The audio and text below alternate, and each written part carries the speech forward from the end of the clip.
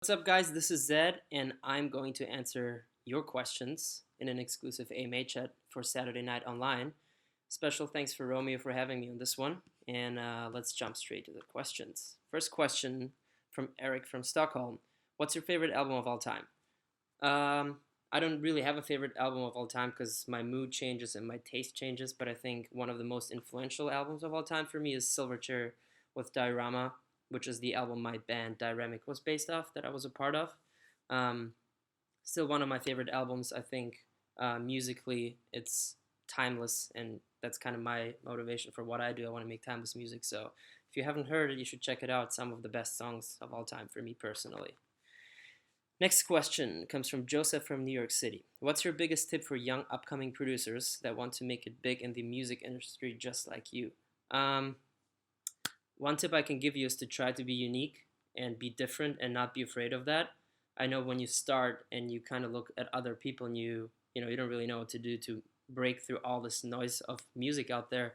You'll probably think the easiest way is to do something that is cool, hip, trendy that people like and you know they will like it.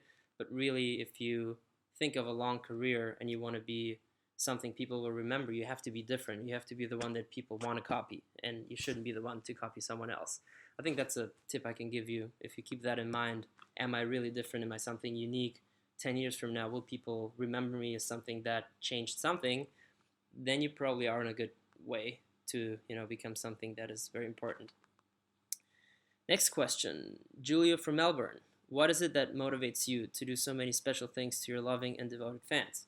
Well, because they are so loving and so supportive, I tend to like to give something back. Um, and I like those things to be special, like the True Colors events that I've done, where I flew my fans out to some of the most amazing places. Was one way for me to give something back. Um, I don't know why, but I just feel like I need to give something back to people because I wouldn't be sitting here and answering your questions if it wasn't for you. Next question comes from Leticia from North Bergen. How do you think True Colors is different and similar to your first album, Clarity? Well, how is it similar and different? I think it's different because I've had the courage to put a song like True Colors on my album, and a lot of you probably know that I love to play instruments and I love to make acoustic music, and I've made acoustic music for the majority of my life, and I'm still kind of new to electronic music. But I somehow felt like I would have to use live opportunities to express that. I've never really put that on my album, and definitely haven't made that my title track.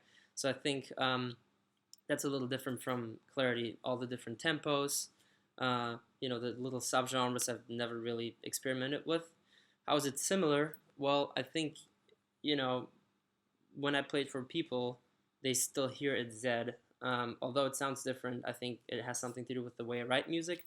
And that was the same process as I did in Clarity, which is where I just played the piano until I came up with something cool and started making that a song. So the chord progression kind of came first, and the melody, and every song exists in a little piano vocal demo, which I think makes the songs just sound like me. It's because I write them that way. Um, Next question, Rebecca from Detroit. What are you most excited about with this next tour? The awesome new visuals, performing your new songs from True Colors. I am very excited about the new visuals. Good guess. We've been working on those new visuals for 5 months, I believe. I've hired one of my favorite designers there is, Beeple, to design the entire new show. And I've been kind of saving the visuals for this big new tour because, I wanted it to be a surprise. And maybe some of you even noticed that I rarely stream my sets, and part of the reason is because I never want to reveal what I have in store, and those new visuals are something pretty amazing. Some of the best looking visuals I've ever seen in my life. Performing new songs from True Colors, I am very excited. I've just started performing the majority of my album on the True Colors tour. It's down in Southeast Asia, and I played, I think, nine songs from my new album, so that is a very exciting part for sure. Next question, Nick from Salem. Where do you seek inspiration when producing a song? When I produce a song, I like to feel good. When I play a chord progression that I've never heard before, it makes me feel fresh. It makes me feel good, and I like that. So my inspiration is really just to feel good and to hear a song that I make and know that it makes me happy, there's probably a good chance it will make somebody else happy as well. I hope. Megan from Newcastle, how would you describe your fans in one word? In one word, how would I describe them? Supportive. I don't know a better word. That's kind of lame, supportive. I feel like I should have something better. I don't, though. My fans have gone through several phases of my life, starting from very complex electro, going to kind of simple, hard electro, going to something more melodic, progressive, to my new album being anywhere between acoustic pop to, really hard electro again. And I think I like for people to know that whatever I put out is just whatever I want to do, and that's what's in my heart. And I think that's the only way to be a true artist, is to just put out whatever you want to put out, whether that is different from what you've done before or not. Next question, Ellie from College Station. How do you stay positive in creating music that you love when the industry is constantly pressuring artists to create what's popular, what the people want? Well, to tell you a little story of my case, when I wrote Clarity a couple of years ago, I sent a little snippet of this to my label, and I said, guys, this is a huge song. Listen to this. I think this is the one. And everyone was like, yeah, that's cool. It's a minute of music. And when I finished it, it happened to be 4.5 minutes. And I knew this was going to be a hit because I felt it. And everybody was like, well, you have to make a shorter version. The radio's not going to play the song. It has 2 drops. Back then, drops weren't really that popular on radio yet. So everything they told me was like, basically, this is not the right structure, try to make it popular. But, they don't really have a say in what my music sounds like. So I said, they just go with what I give them. They put it out, and it took a little while, but people really liked it, and, it became a hit. So now, after that happened, people would go and say, well, you have to make 2 drops, and the song has to be this and that long. Basically, what I'm trying to say is there's no way to predict what's going to be big and what people want. I think people sometimes like things, and sometimes you have a song that's an obvious hit and people don't like it. So might as well not waste your time in trying to be popular. Just do whatever you feel is right, and then other people will say, hey, you have to do it like that. But there's no such thing as a formula for a hit. And although some people think it's so easy to write a hit, it's not. And if you try, you'll probably see it probably won't be a hit, because you just have to hit the right timing. You have, to release it with the right people. Bottom line, just do whatever you feel is right. And if it's a hit, great. If not, you still made a great song and you're happy about it. Dino from Panama, what are some of your favorite songs artists to listen to at the moment? That's always a great question. Let me open my iTunes. Haywire is an artist that I'm really into. I brought him out for a couple shows in Asia. He's really, really incredible and super talented. Gray is an artist I've never heard of before until I heard a remix is done of Beautiful Now, and I was really blown away. Camo Crooked, Scout are all really talented people that I recently discovered and I'm a big fan of. Where are my questions? Next question comes from Samantha from Westminster. What do you like to do in your free time? Free time is kind of rare. If I have free time, I like to jump in my pool, which is always 97 degrees, which is way too hot, but I like it. I like to hang with my friends. I like to eat a lot of food, even though I don't look like it, but I do love food. I just like to do the normal things, like, for example, do nothing. That's one of my favorite things to do. Next question. Nathalie from Hasbrook Heights. What is the most memorable show you've played? The most memorable, probably right now, is one of the recent shows I've played, which was in Manila at the arena. It was the biggest show I've played, the biggest solo show I've played so far, with about 12,000 people. And it was one of the first full production True Colors tour shows. So for me, that was a really special one. And I really love Manila.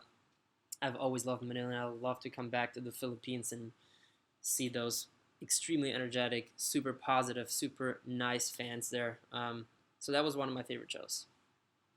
Camille from Las Vegas. Do you prefer playing larger or smaller venues? I personally prefer larger venues. I know some people prefer the intimate, smaller clubs, and there's nothing wrong with that at all. I personally, because I spend so much time on the visual aspect of my show and on the lighting design and on the how the lights and visuals trade off and when the lasers come in and when we reveal pyro and we do this and that.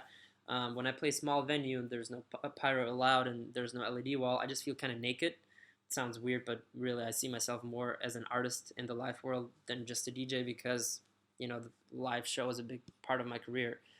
So when I play smaller venues, sometimes it's cool. Like if I do an after party, I recently played an after party with Martin Garrix that we didn't announce, that we just decided to play for fun. That was a really small venue, and that was a lot of fun, and it was cool, but people didn't pay to see me. When people pay money to see me, I feel like I have to deliver, and therefore I kind of feel like I need the larger venue and, the production that comes with it. Carla from Fort Worth. Do you work with your visual artists and help come up with the concepts? Well, I kind of just answered that question. I work really closely with my visual artists. Gabe, who runs the visuals live for me, also designs visuals. So when we have a song and I have an idea, hey, what about doing something perfectly timed for that song? He can basically specifically for that show or song program something that will look like it's pre-programmed, but it's actually, he triggers it live, but it looks incredible, and we can change it anytime we want. Yeah, I definitely work really, really closely with my visual artists. Pretty much every day we talk about new ideas and try to develop the show and make it better. Arlena from Austin. Arlena or Arlena? I'll never know. What's your favorite song from True Colors and why? Right now, I would say my favorite song is Beautiful Now, but I remember the last time I was asked, I said True Colors, so either I'm lying or I'm not sure. I really do like every single song on this album. It really, the way I want people to feel about every single song is that every song is a story and makes them feel or makes you feel a certain way. So, when you're sad, maybe you'll like True Colors. When you're happy, maybe you'll like Beautiful Now. Or somewhere in between, you might like Paper Cut. I do like all those different moods on the album, and I think that's what I like about it the most, is that it is diverse and that you can find something no matter what mood you're in, and listen to this album. Next question comes from Nick from Buffalo. What is your favorite collaboration you've ever done? I think there were a few that I really liked. I think the way I worked with Logic was pretty funny, where I heard his music and I really liked it, so I followed him on Twitter and saw that he followed me back, so I DM'd him and said, hey, I love your stuff. I would love to work with you one day. So he wrote me back, hey, I love your stuff. Sent me a beat. Let's do something. So I sent him Transmission, went to grab some dinner, came back, and I had the song in my inbox with his rap on it. So that was pretty nice because usually I spend weeks on a vocal, and I just sent somebody a little message and got a rap back. That was pretty nice. But a lot of the collaborations were great. I loved working with Gaga. I learned a lot from that. I really loved working with Max Martin. I think he's one of my favorite people, artists, writers, whatever on the planet. I love that guy and loved working with him as well. Lindsay from Dallas wants to know, when was the first time you heard one of your songs on the radio, and what was your reaction? I do remember that. It was the song called Stars Come Out, which is a little older, and I was in Germany with my friends. And the radio station told me that they were going to play it at a specific time, or I think it was between something and something, so we knew we had to listen. And then it came on and sounded like crap. And I was really bummed because I didn't know that radio had really heavy compression and limiting and EQing and all these things that I was always wondering why songs sound weird on the radio. And then I had my song and I was so stoked, and well, it was still compressed. And I learned from that, and for the next song I knew that maybe the radios need something slightly less compressed. Ellie from Alaska. If you could face swap with anyone in the world, who would it be and why? A face swap. I mean, Rooks posts lots of face swaps of me every day, and I don't like them, so I'll just say no for now. Jack from Schaumburg. What is your favorite part about EDM and its culture? I love the positivity, and I love the unity that you see at those shows. I think everybody who's ever been to a mixed genre festival has probably seen that the stage that has electronic music will a lot of the times be really packed from 12 o'clock, and everybody will go crazy like if it was the last artist to perform, where some other stages are kind of more a little slower. And I say that with all the love, and I love rock music, and I've been in a band for a long time, and I've played a lot of those shows, and seeing both sides, there's upsides and downsides for sure. But what I do love is that the electronic music scene is very supportive. I think the entire scene is based on support. If you think about it, I make a song, other people play it out, they get the nice reaction, and I get my song played by a bunch of people, and then my friends remix it, and it becomes a little part of their career. And everybody helps each other out. You know, you play each other's music, you remix each other's songs. I send my new songs that are not released to all my friends to play out. I really like that, and I enjoy that, and it's a lot of fun. And whenever we play festivals with, um, a bunch of DJs, it's always like seeing your buddies, and it's really nice. It's fun. I think the fun part is what I like about the scene. How do I pronounce his name? Fakira from Jakarta wants to know what's been the highlight of your Korean career since you've been a DJ producer. I think a highlight that I will never forget was winning a Grammy. That is probably something that every artist dreams of, and I've been dreaming of it, and I didn't think this would ever come true.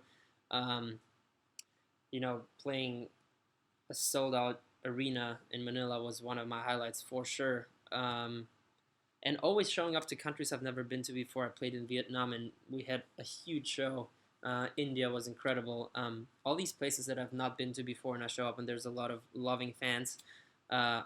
Makes me very happy. I'm not gonna lie. Jem from Manila. There we go again, Manila.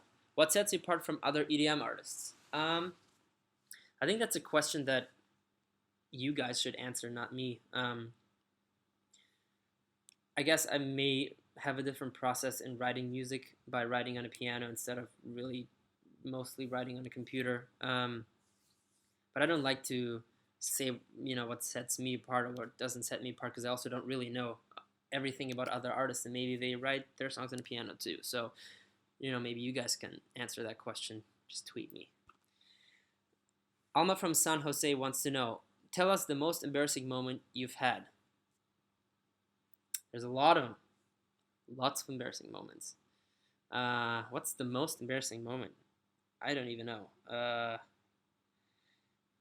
I'm always really embarrassed when something goes wrong in my shows, and I know most people don't even notice, but when the pyro is not on the right cue, I internally freak out and just smile and pretend like everything's great, but I'm burning inside. It's not really embarrassing, though. That was a horrible answer to this question. Let me think about this one. Maybe I'll just tweet my most embarrassing moment. Actually, I have a very embarrassing moment. A very personal embarrassing moment was when I went to the Grammys with Sunny, with Skrillex, and afterwards we met a couple of people, and Sunny introduced me to this guy, and he said, "Hey, this is Max." And I was like, "Hey, Max, great to meet you." And I kind of walked away because I thought I was just supposed to say hi, but it was actually Max Martin. And I'm a huge Max Martin fan. I just didn't know what he looked like. So later on, we see Max again. He's like, "What's up, Max?" And he's like, "Yeah, man, I like your stuff and everything." And I started thinking, wait, that can't be Max Martin. And then Sonny said something, and I realized it was Max Martin, and I felt incredibly embarrassed being such a big fan and, kind of just walking away after saying hi. Whatever, next question. The next question is from Hannah from Bakersfield. What's your favorite animal? My favorite animal? I don't know. Dylan Francis. Dylan Francis is my favorite animal. The next question is from Stefan from Los Angeles. What's the story behind your song Paper Cut? Well, actually, Paper Cut was originally not on the album because it didn't exist. I had an album of 11 songs a long time ago. I've planned it. I wrote it down on a board so I see where each song is and what function they have and where the little break is with True Colors. And instead of Paper Cut, there was actually another song. And then when I started finishing the record and played through all the songs, I realized that that song that I love and I will put out sounded too similar to another song on the record, and I call it True Colors, and I give every song a color. Two songs just can't sound the same, so I decided to not put out one of those two songs, which was actually one of the strongest songs, but it just hurt the album in my opinion, and I wanted to write something that sounded different from what I usually do, and just be somewhat of a movie movie song, like a theatrical, long, epic song. And I wrote Paper Cut, and I really didn't expect it to be one of the most popular songs on the record, but it is. That was it. Those were all nice questions. Thank you guys a lot for asking the questions. Thanks to Romeo for letting me answer the questions. Thanks for watching, everybody. My name is Zedd. I hope to see you guys soon. I'm going on a large tour. It's called the True Colors Tour. And if you want to watch my show, just go online, zedd.net, facebook.com/Zedd, Twitter Zedd, everything Zedd, whatever you can find, social media /Zedd. And I will see you guys very soon.